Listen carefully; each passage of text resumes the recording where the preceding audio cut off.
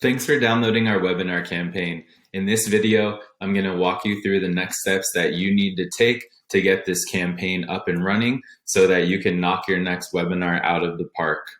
So this is quite a robust campaign. There's a total of 5 workflows, 2 landing pages, a few lists and forms. Let's go ahead and start with the first workflow, which is the blast invitation. This is everyone that you want to invite to your webinar. It is a best practice to perhaps not invite your entire database, perhaps segment to who you think this webinar would be most impactful for.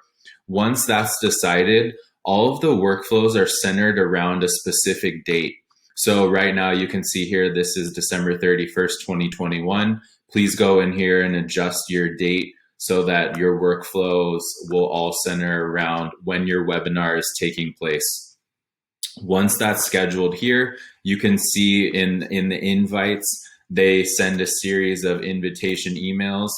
The goal of this workflow is that anyone that fills out the form on the registration page, they are immediately removed from this workflow. So let's say they happen to sign up on the second email, they will then no longer get the rest of the invitation emails.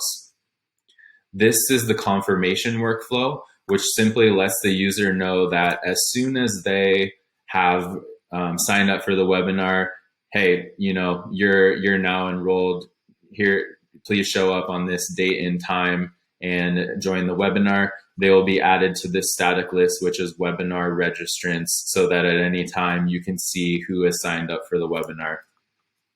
Closer to the date of the webinar, you can see here right now it's centered around 7 days before the webinar, 2 days before the webinar, and on the day of the webinar.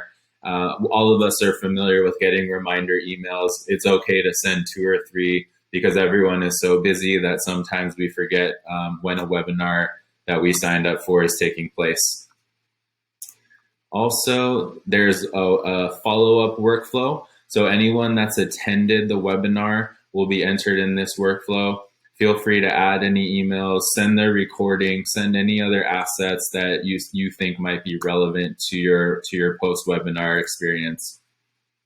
And a no-show workflow. So obviously there's going to be a portion of the audience that doesn't come to the live or recorded event, but we still want to make sure that they are getting a copy of the recording so that they can view it at a later date and time.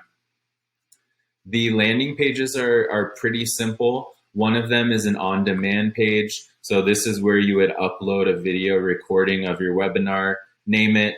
That way, if you wanted to have a gated sort of evergreen webinar, this is the on-demand page that you would do for future watches.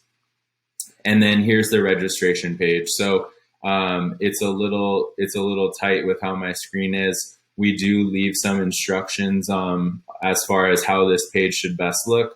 Obviously, including speaker details, when is the event taking place, why should they join, and then including a way to go ahead and sign up for the webinar.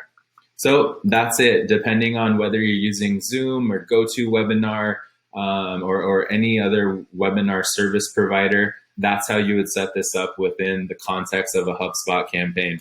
Please let me know if you have any questions. Thank you.